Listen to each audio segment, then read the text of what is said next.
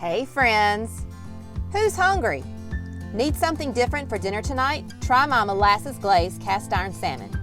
Cook bacon in a cast iron skillet over medium-high heat until crisp. Using a slotted spoon, remove the bacon from the pan and reserve the bacon grease. Once the bacon is cool, finely chop and set aside. In a small saucepan, combine balsamic vinegar, molasses, minced garlic, ground black pepper, and dried mustard.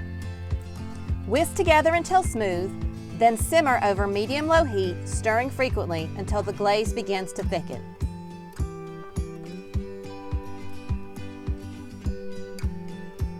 Remove the pan from the heat and stir in the minced bacon.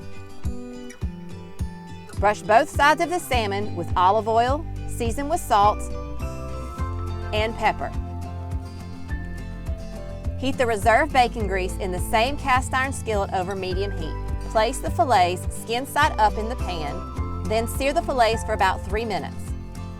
Carefully flip the fillets over so that the skin side is down. Brush the molasses glaze over the salmon, then continue to sear for about 3 minutes or more until the salmon reaches your desired doneness.